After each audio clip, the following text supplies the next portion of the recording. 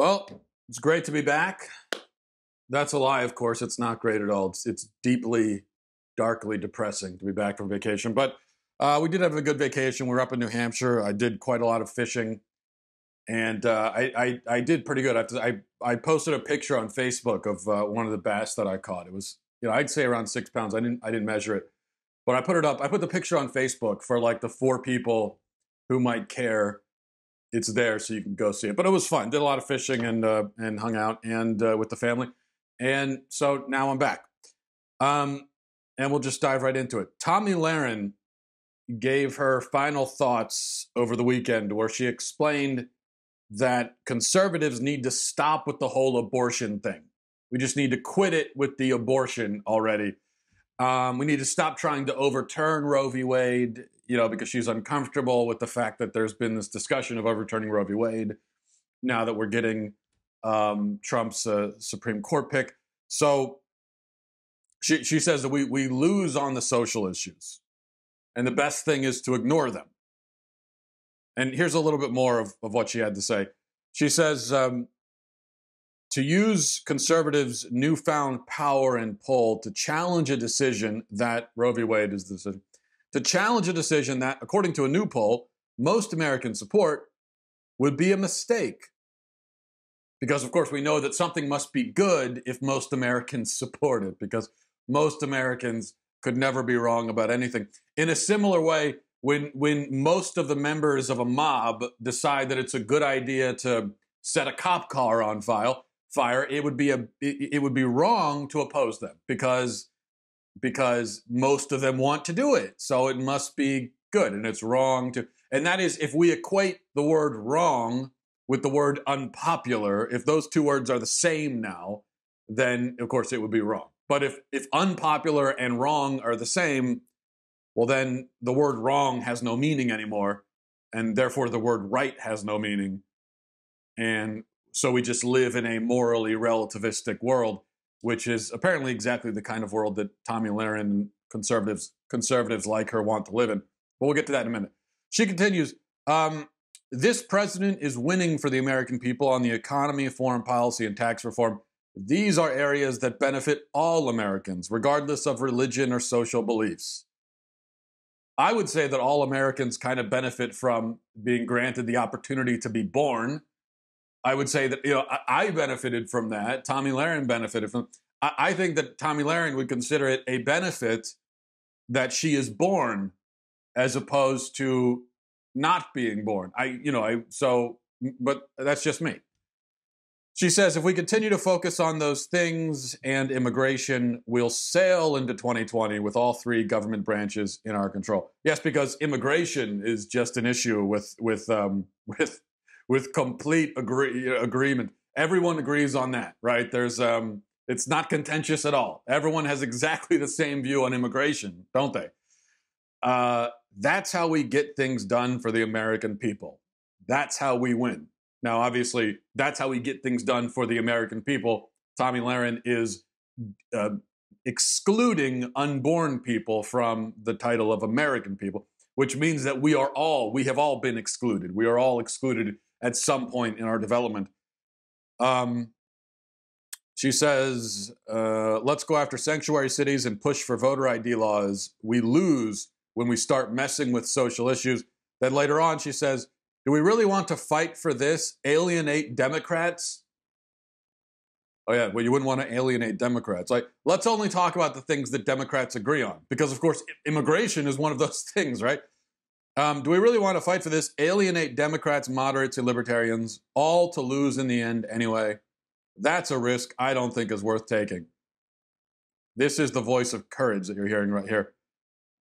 I'm saying this as someone who would personally choose life, but also feels it's not the government's place to dictate. This isn't a black and white issue, and I would never judge anyone in that position. Let's be honest, the federal government does few things well, and I believe regulating social issues is an area where it fails. Let the churches, the nonprofits, and the community groups step in, not almighty Uncle Sam. Now, I want to respond to this idea, half-baked though it may be, and I respond only because it is a popular idea among so-called conservatives, especially those in Tomi's age bracket and younger. This idea of, well, let's put the social issues to the side. So it's a pretty common idea. So that's why I think it's worth responding to. And I'm going to leave aside the most obvious flaw with her argument. Well, there are a few very obvious. There's a few things we're going to basically leave aside because I have to choose when I'm breaking this down and dissecting the flaws. I can't dissect all the flaws because I'll be here for 62 hours. I have to just choose a few. So let's leave aside the more obvious flaws, like the fact that Tomi says the government shouldn't regulate social issues because the government is incompetent. And then in the next breath, she says that we should focus on immigration, taxes, and foreign policy. 2 out of the 3 of those issues are areas where Tomi wants more government involvement. She says that almighty Uncle Sam cannot be given the task of defending unborn life, but we can trust it to defend life across the globe, because that's what she's talking about with foreign policy, is going in and defending life across the globe, and we should be able to trust it to defend the borders. Now, I agree on that second proposition. We should be able to trust the government to defend the defend the borders. I'm iffy on the first, that we need the government all over the world defending life everywhere on the globe. But the fact remains that border hawks and interventionists look kind of ridiculous when they suddenly become, libertarians on, quote, social issues. I mean, it's kind of hard to argue, let's put a wall on the border, let's put the military down there. I mean, let's build forts and moats and everything down there, and let's have the government all over the place. But at the same time, the government has no business whatsoever defending babies. No business. We can't get them anywhere near that. It's difficult to square those two views, in my opinion. And speaking of social issues, I do have a quick question. What the heck is a social issue? I mean, people like Tomi, what they'll do is they'll use the term social issue as a way of kind of shoving to the side things like abortion. It's just a way of sort of shooing it away. It's just a social issue. Well, what does that mean? What's a social issue? I can only assume that a social issue is an issue that affects society. A social issue is a societal issue. It is social, right?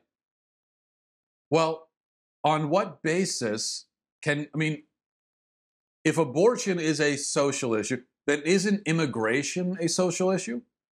On what basis can abortion be called a social issue, but something like immigration or taxes are not social issues? I mean, these are all issues that affect society, right? They are social issues. I would submit, in fact, that social issues are the only issues that government should be worried about. So to say that social issues are the only issues that government should not be concerned with is nonsensical. They are precisely the issues that government should be concerned with. Because if something is not a social issue, then that must mean that it is a private and personal issue. Now, I know that when people say social issue, what they really mean to say is those are private and personal, but then maybe you should say that because you're using language that makes no sense. It is my position that abortion is, in fact, a social issue in that it affects society. It affects everybody. So obviously the government should be involved in it. If you're saying the government shouldn't be involved in it because it doesn't affect everybody and it's personal, then it's not a social issue. You see? But let's put all that to the side. I have 3 main points of contention with Tomi on this issue, and with so many other people who make us the same kind of case. Number 1, Tomi says that we need to get back to focusing on the economy, because abortion it just isn't an issue that people care about that much. And this, again, is a common sentiment among a certain set of conservative, especially the self-appointed conservative spokespeople. This is a point that you'll hear a lot. And every time it's articulated, the person articulating it seems to think that they're the first person to ever say this. They seem to think, like Tomi is saying this, she seems to think that she has said something new and insightful.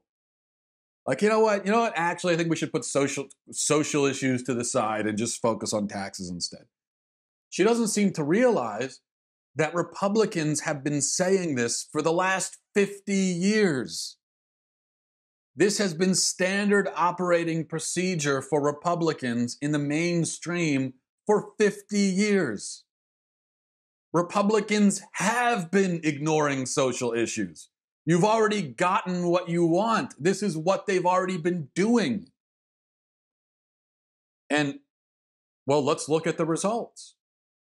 Republicans have basically ignored issues like abortion. And what has been the result? Has it resulted in a culture dominated by conservative ideas? Yeah, we've won some elections. Republicans won in 2016. Great, fantastic. But the culture, this decision to put social issues to the side and to basically punt on them and to say, well, the liberals can have those, they're not important. Has that worked out? Or has it created a culture that is completely, utterly dominated by leftist ideas? And has it, in fact, created entire generations that are almost entirely owned by these ideas? I think it's been the latter.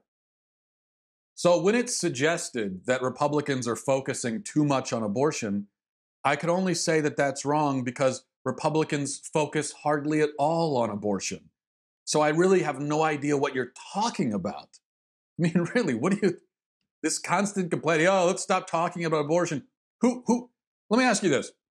Seriously, can you name for me one single Republican politician on the national stage who talks about abortion a lot? Just one. Give me one. Of all the Republican politicians that have been on the national stage or are on the national stage right now, can you name one for me who you would say focuses really intensely and consistently on this issue? Who? I mean, guys like Cruz, Rubio, Mike Lee, yeah, they're pro-life. When the issue comes up, they will say relatively forceful things about it. But those guys don't. Two of those guys were campaigning for president in 2016. They weren't campaigning on abortion. They weren't bringing it up left and right. They rarely brought it up. Again, when it came up at a debate or something, and it was talked about for 2.5 minutes, they said the right things about it, which is great. And I do believe that those guys are legitimately pro-life. But my point is, if those guys are the guys that you would point to and say, well, they're the most focused on abortion, well, that tells you something, because they're hardly focused on it. They were much more likely to talk about immigration, foreign policy, taxes, so on and so forth. No Republican politician goes out of his way to talk about abortion. So who exactly is focused on this issue? If you're noticing that, well, Republican politicians don't talk about it, in the mainstream, Republicans in the mainstream don't talk about it, but it seems like this issue comes up a lot. Well, who is bringing it up? Who's focused on it? Well, the grassroots, the people, regular Americans, they're the ones who are focused on it. So when you say that we shouldn't focus on abortion, because no one cares about it. What you're really saying is the people shouldn't focus on abortion because the people don't care about it. But the fact that they are focused on it seems to indicate that they do care about it. You see? And it kind of makes sense because here's the reality. Issues like abortion, the so-called social issues, they are the issues that drive and motivate people far more than taxes and foreign policy. Republicans have been trying to win the culture through taxes and foreign policy, immigration for decades, and they failed miserably. That's because people don't actually care that much about something like taxes. Did you know that? People actually don't care about taxes that much. I mean, people should care about taxes a lot more than they do. But the fact is very clear that people do not care about it that much. Because if they did, if taxes were really a primary issue for most Americans, then there would have been a full-scale violent revolution years ago. Our founding fathers revolted. They had a revolution spurred at least significantly by taxation, by things like taxes on tea. Well, we are getting absolutely fleeced by taxes. The taxation that we suffer under right now is astronomically higher, is so much worse than what the founding fathers dealt with. Okay, they wouldn't even tolerate a tax on tea. We have taxes on tea, and we also have taxes on literally everything else. Everything you buy, everything you do in some way is taxed. And even if you're just driving down the road, you could still be pulled over and given a speeding ticket, which is really just being handed out for no other reason than as a secondary form of taxation for your local town. So you're getting taxed at your home. You're getting taxed at the grocery store. You're getting taxed on the way to the grocery store. You're getting taxed everywhere. If people actually cared about this, if this was actually an issue that people cared about as much as Tomi claims they care about it, then there would be riots in the street over it. But as it happens, most people don't care. They just kind of pay their taxes, or they let their taxes be paid for them, rather, through the withholding system. And they just sit back and they complain about it sometimes, but most of the time they're just not thinking about it. That's the reality.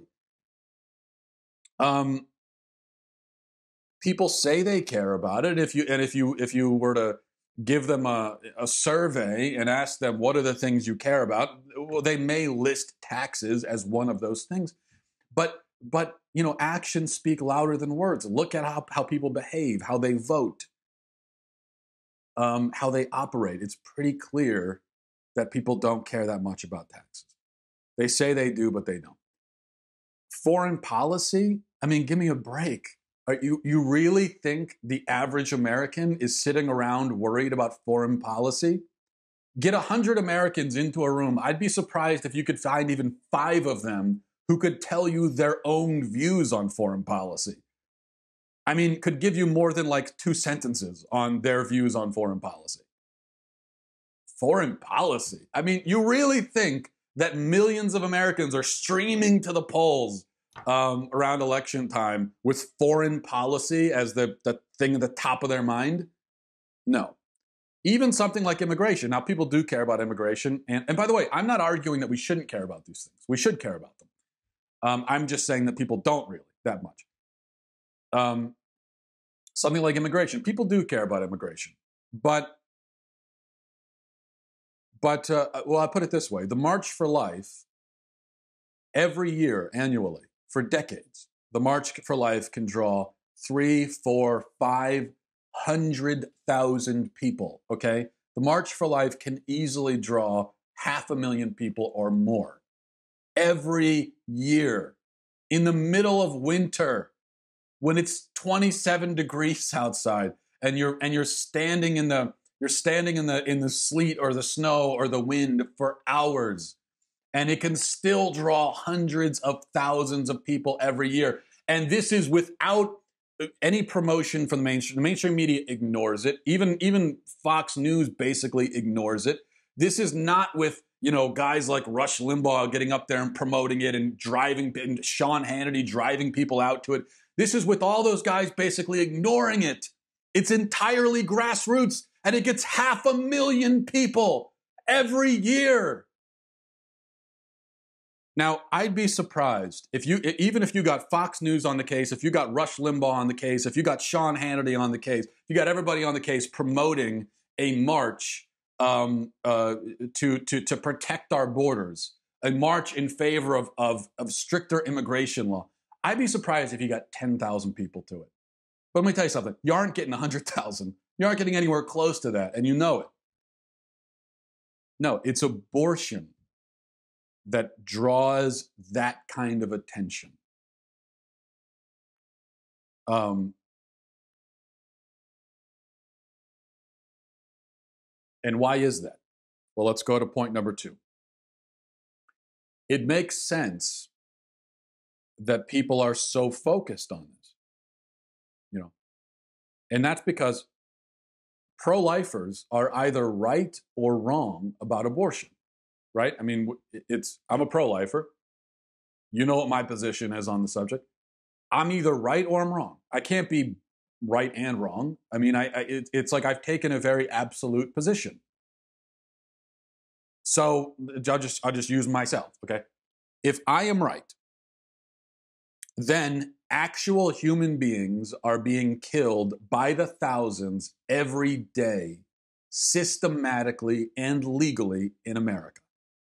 And 60 million actual human beings have been slaughtered systematically, legally, in buildings that are set up specifically for the purpose in America over the last few decades. So if I'm right, if pro-lifers are right, then abortion is not just a Holocaust, but it is by far the worst Holocaust that the world has ever seen. The numbers tell the whole story. If pro-lifers are right about abortion, then abortion is not just bad, it is the worst thing in the world. Hands down, and second place is not even close. So we're either wrong or we're right. Either this is the mass slaughter of actual human persons, or it isn't. And if it is, then it's the most important issue in the world. What could possibly be more important?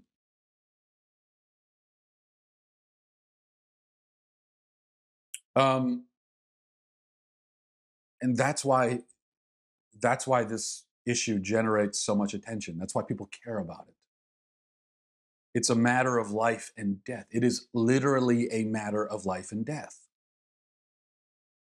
And it's an issue that it cuts through everything, and it gets right down to the heart of the matter. It gets right down to the heart of what you believe about life.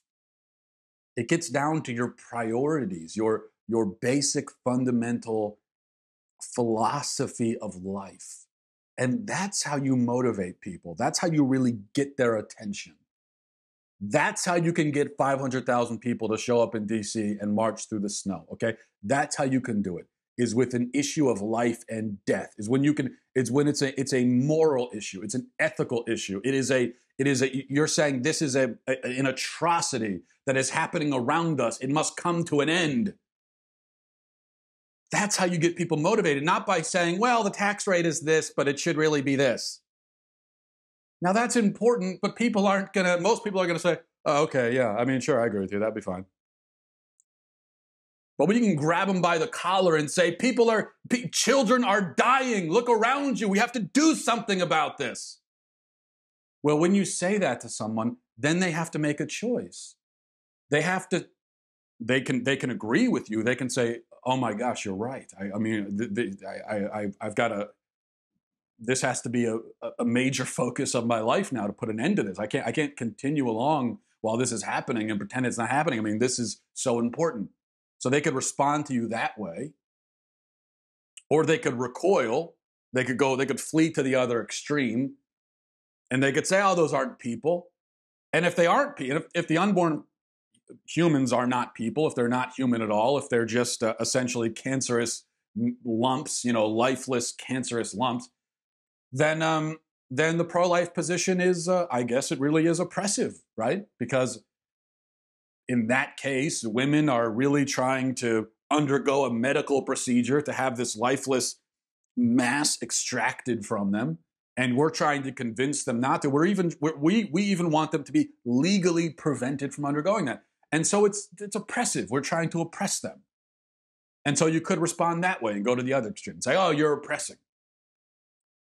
But it makes no sense to go to the middle. And I know that there are a lot of people who try to find the middle, but the point I'm making is that there is no middle ground.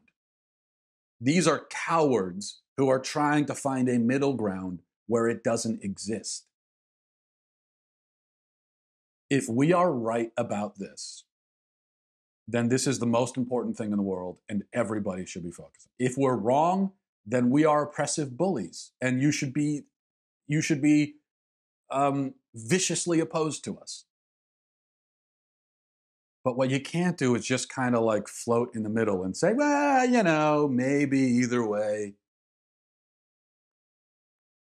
It takes a certain intellectual effort, to stay in that middle area. I don't mean intellectual effort like in a good way. I mean, you really have to try to block out of your mind the reality of the issue.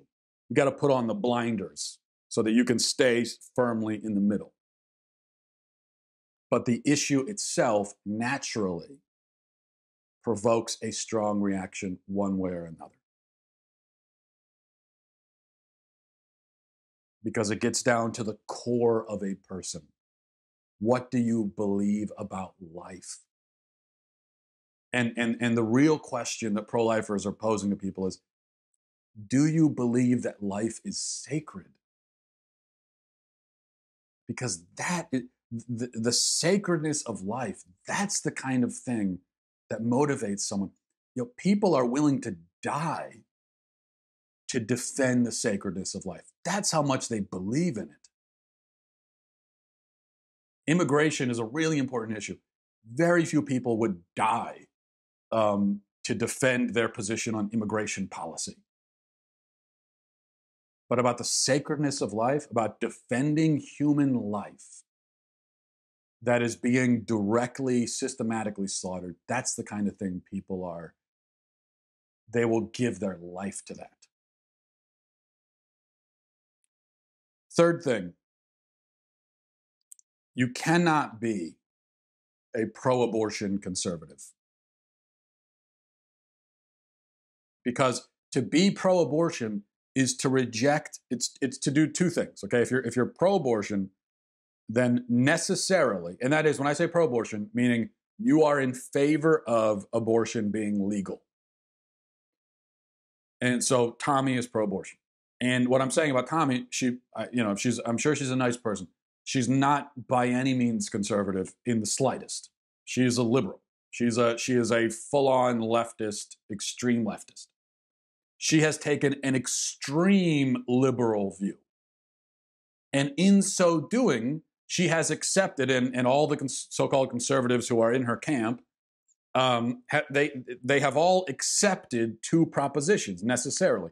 One, they have accepted the proposition that human life has no inherent dignity. Okay, it has no intrinsic, innate, inherent. I mean, all these words are synonyms. It has no intrinsic dignity. Because in order for something to have something, in order for a thing, an entity, to possess a certain quality intrinsically, it means that it must possess that quality all along. From the first moment that it is an entity, from the first moment that it exists physically as a physical being in the physical world, it must possess this quality. If it does not, then it does not possess that quality intrinsically. Now, you could have a entity that comes into being and then over time acquires certain qualities. But all of those qualities that it acquires over time, it cannot be said to possess intrinsically. And so if it should be legal to kill unborn humans, then what you're clearly saying is that unborn humans do not have dignity. They do not have the full human dignity and worth and value that you and I have. But if they don't have it in the womb, that means that we didn't have it in the womb, which means that we have not always had that value, worth, and dignity, which means that we don't possess it intrinsically. It's not a part of our human nature. It's something that somewhere along the line you acquire. So if you accept the pro-abortion position, then you reject the intrinsic value, worth, and dignity of human life, which is an incredible, extreme position, and also deranged, demented, and insane, in my opinion. The second proposition that you must accept in order to be pro-abortion is that moral truth is not objective. And this especially is the case for people like Tomi, people that are in the middle who say, well, I'm personally opposed to it, but, it's people got to make their own decision. So what you're saying is, it's wrong for me. I consider it wrong, but it's not necessarily wrong for her. And so what you're saying is that this moral truth is not objective. It's just kind of up to the individual to decide. But if any moral truth is not objective, especially a moral truth dealing with life and death, if that is not objective, then it must mean that moral truth itself is not objective, that all moral truths are not objective. If the moral truth of, whether or not it's okay to kill a human being, if that is not an objective matter, then which moral truth could be objective if that doesn't qualify? So in order to be pro-abortion, you have to be a moral relativist and you have to be a materialist, which is to say that there's no value in human life, that we're all just material, right? But materialism and moral relativism, those are the two foundational pillars of modern leftism. That's their whole point. That's everything. They are materialists and they are moral relativists. That's everything they believe springs from that fountain, from that toxic, ugly, algae-filled fountain, that smelly sewage fountain. That's everything springs from that, from materialism and moral relativism. So if you've agreed with them on those 2 points, then you've agreed with them on everything. Your disagreements are irrelevant. They're frivolous. You've given them everything. You have given them the universe, their version of the universe where moral truth is not objective and human life is nothing but material and has no value. You've given that to them. You've given them the entire world, the universe, reality. You've handed everything to them. And now you're trying to carve out a little chunk here and say, yeah, you can have the universe, but I'm going to stand my ground on immigration. On what basis? You've said that they're correct about these two fundamental foundational things. How can you then disagree with them on something like immigration? And what is the foundation for your disagreement? Take something like gun rights. You could say, well, yeah, they're right about abortion, but don't take my guns. Well, but hold on a second. You just agreed that human life has no real value, so why do you have a right to a gun? The whole reason why you have your right to your guns is that you need the guns to protect your life. I mean, a gun itself has no value on its own. The only value in a gun is that it can protect, preserve, and sustain human life. It can sustain it by, you can go out and hunt and kill animals, okay? So it has value there. And it has value because it can protect human life. But you see that the value of the gun is hinged on the value of human life. If human life has no value, then the gun is just a toy. And it's a dangerous toy at that, and so we should ban it. You know what? If human life has no value, then yeah, let's ban all the guns. I mean, well, because why not? Why should you have a gun? Why do you have a right to your gun? Your life is meaningless. And if somebody wants to kill you, then, I mean, whatever, fine, they should kill you. There's no value in your life. You're nothing.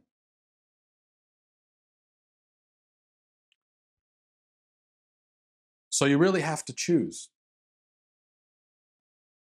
What I would say to Tomi and all conservatives in her category is make up your mind. I mean, are they wrong or are they right? And forget about them for a minute, but what about you? I mean, what do you really believe? Who are you? What are you? What do you actually believe deep down in your soul? Don't tell me about issues. Don't tell me about Trump. Okay, don't tell me what deep down in your soul, what do you believe about life? What are your core principles and values that animate and motivate you as a person? Figure out what those actually are.